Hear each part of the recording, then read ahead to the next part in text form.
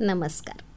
आज मी तुमच्यापुढे कार्तिक महिन्यात ऐकावयाची श्रीराम, लक्ष्मण आणि माता सीताची कथा. हिंदू धर्मात प्रत्येक महिन्याचं खास असं महत्त्व आहे.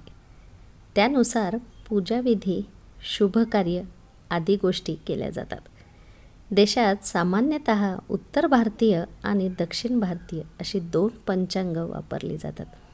त्यानुसार हिंदू सण साजरे होतात.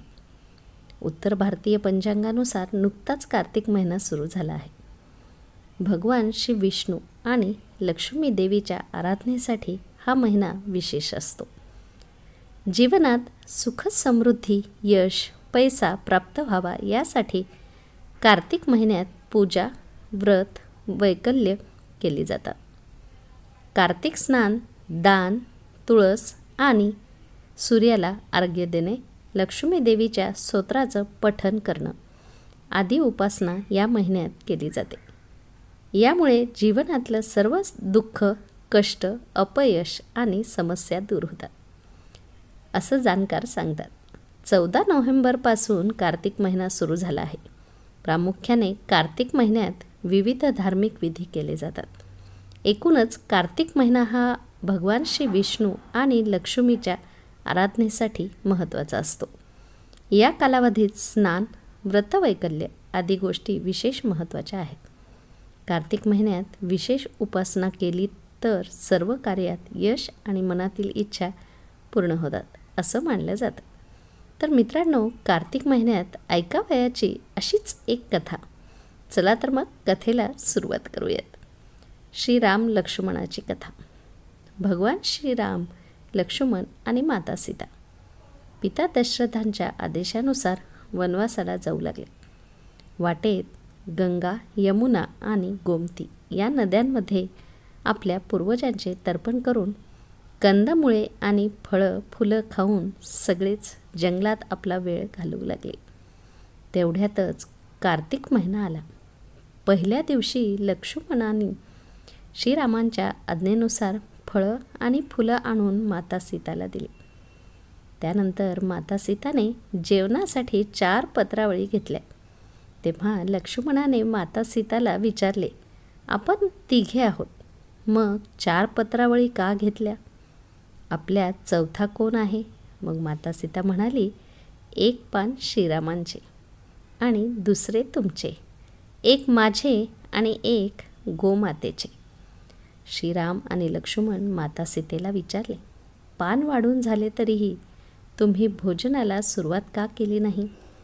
तेव्हा माता सीता म्हणाली, माझा श्रीराम कथा ऐकवण्याचा नियम आहे. श्रीराम कथा ऐकवल्यावरच मी भोजन ग्रहण करेन. तेव्हा श्रीराम म्हणाले, मला कथा सांगा. लक्ष्मण म्हणाले, मला कथा सांगा. तेव्हा माता सीता म्हणाली, ऐका, स्त्रीची कथा एका स्त्रीनेच ऐकावी. तुम्ही तर माझीच माणसं आहात, मी तुम्हाला कसे सांगू? मग लक्ष्मणांनी आपल्या सिद्धीच्या जोरावर एक नगर बसवले. ते नगर सर्व सुखसोयींनी युक्त होते. त्या नगरातील सर्व काही सोन्याचे होते, म्हणून त्या नगराचे नाव सोननगरी असे ठेवण्यात आले. त्या नगरात एकही गरीब माणूस नाही, याचा सर्व नगरवासियांना अभिमान वाटू लागला. माता सीता पाणी आणायला विहिरीवर गेल्या आणि पाणी भरणाऱ्या लोकांना राम राम म्हणाल्या. तेव्हा कोणीही काहीही बोलले नाही. काही वेळाने एक लहान मुलगी आली. माता सीतेने तिला राम राम म्हटले आणि विचारले, बाई, माझी श्रीरामाची कथा ऐकशील का? मग ती मुलगी म्हणाली, माझ्या घरी काम आहे. मग माता सीता म्हणाल्या, माझे पती श्रीराम आणि लक्ष्मण भुकेले आहेत. तर मुलगी म्हणाली, आई, माझी वाट पाहत आहे. ती मुलगी तिथून निघून गेली. मग माता सीतेच्या क्रोधामुळे संपूर्ण नगर सामान्य झाले. मुलगी घरी गेल्यावर आईने विचारले, काय झाले? तेव्हा मुलगी म्हणाली, मला माहीत नाही. तिथे बसलेल्या एका साध्वीने मला श्रीरामांची कथा ऐकायला सांगितली, पण मी ती कथा ऐकली नाही. तिने काही केले की नाही माहीत नाही. त्यानंतर तिच्या आईने तिला परत जाऊन कथा ऐकण्यास सांगितले. मुलीने परत जाऊन कथा ऐकण्यास नकार दिला. तेव्हा तिची सून म्हणाली, तुम्ही परवानगी दिली तर मी कथा ऐकून येईन. सून पाणी भरायला म्हणून विहिरीवर गेली. तेव्हा माता सीतेने विचारले, तुझ्या घरी काही काम नाही का? मग ती म्हणाली, माता, मी सर्व काम करून आले आहे. तेव्हा माता सीता म्हणाल्या, तुला वेळ असेल तर तू माझी श्रीरामांची कथा ऐकशील? मग ती म्हणाली, माता, मला कथा सांगा, मी प्रेमाने कथा ऐकेन. मग माता सीतेने कथा सांगितली. श्रीरामांची कथा पूर्ण झाल्यावर माता सीता म्हणाल्या, अगं बाई, तू माझी श्रीरामांची कथा ऐकलीस, मला मदत केलीस. श्रीराम आणि लक्ष्मण आता भोजन करतील. देव तुझेही रक्षण करेल, स्वर्गसुख मिळेल. माता सीतेने तिला हार भेट म्हणून दिला. घरी गेल्यावर तिची सर्व भांडी सोन्याची होती. सासू म्हणाली, तुला हे सगळं कुठून मिळालं? मी माता सीतेकडून श्रीरामांची कथा ऐकली, याचाच हा परिणाम आहे. सासू म्हणाली, रोज श्रीराम कथा ऐकायला जा. सुनेला श्रीराम कथा ऐकून खूप दिवस झाले होते. मग तिने माता सीतेला उद्यापनाची पद्धत सांगायला सांगितली. तेव्हा माता सीता म्हणाल्या, 7 लाडू 1 नारळ आणा, त्याचे 7 भाग करा आणि 1 लाडू 1 नारळाचा भाग मंदिरात अर्पण करा, जे मंदिर बांधल्यासारखेच फळ देईल. तलावाच्या काठावर काही भाग दान केल्याने तलाव बांधण्यासारखेच पुण्य मिळेल. भगवद्गीतेला 1 भाग अर्पण केल्याने भगवद्गीतेचे पठण केल्यासारखेच फळ मिळेल. तुळशी मातेला 1 भाग अर्पण केल्याने तुळशी विवाहासारखेच फळ मिळेल. 1 भाग कुमारी मुलीला द्या, जे मुलीचे लग्न केल्यासारखेच फळ मिळेल. सूर्यदेवाला 1 अंश अर्पण केल्याने 33 कोटी देवी देवतांना अन्न अर्पण केल्याचे फळ मिळते. आता तिने विधीपूर्वक उद्यापन केले. माता सीतेकडे आली आणि यथोचित रीतीने उद्यापन केले असे सांगितले. माता सीता म्हणाल्या, आता 7 दिवसांनी वैकुंठाहून विमान येईल.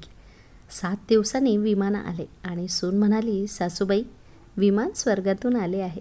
तेव्हा सासू म्हणाली, सूनबाई, सासऱ्यांना घेऊन जा, तुमच्या आईवडिलांना घेऊन जा, संपूर्ण कुटुंबाला घेऊन जा. सुनेने सगळ्याच लोकांना सोबत घेतले. तिने सगळ्यांनाच बसवले, पण विमान रिकामे होते. काही वेळाने तिची नणंद आली. तेव्हा सून म्हणाली, माता सीता, नंदेला आपण सोबत घ्यायचे का? पण माता सीता म्हणाली, तिने कधीही कोणतेही धार्मिक पुण्य केले नाही. तेव्हा सून नंदेला म्हणाली, आधी कार्तिक महिन्यात श्रीराम लक्ष्मणाची कथा ऐका, मग उद्यापन करा. त्यानंतर वैकुंठातून तुमच्यासाठी विमान येईल. गावातील सर्व लोक जमले आणि सुनेला विचारू लागले, तू कोणते धार्मिक पुण्य केलेस? गीता आणि भगवद्गीतेचे पठण केलेस का? आम्हालाही सांग. तेव्हा सून म्हणाली, मी सीतेची श्रीराम कथा रोज ऐकली आणि त्याचप्रमाणे उद्यापन केले. मग सर्व गावकरी श्रीरामांची कथा ऐकण्याचा हट्ट करू लागले. मग सुनेने श्रीरामांची गोष्ट सांगायला सुरुवात केली आणि सर्व स्त्री पुरुष ऐकू लागले. श्रीरामांची कथा पूर्ण होताच संपूर्ण नगरी सोन्याची झाली. सून म्हणाली, जो श्रीराम कथा ऐकेल त्याला माझ्यासारखेच फळ मिळेल.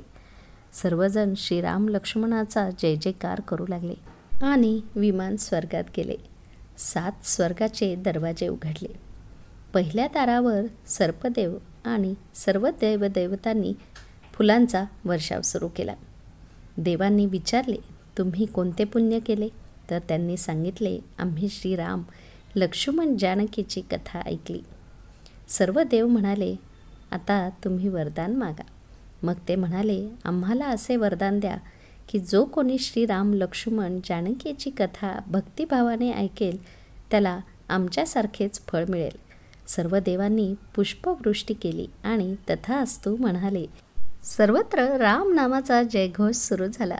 तर मित्रांनो, तुम्हाला ही कथा आवडली असेल तर नक्कीच लाईक आणि शेअर करा. RD स्टोरीजला सबस्क्राईब करायला विसरू नका. पुन्हा भेटूयात उद्याच्या गोष्टीमध्ये.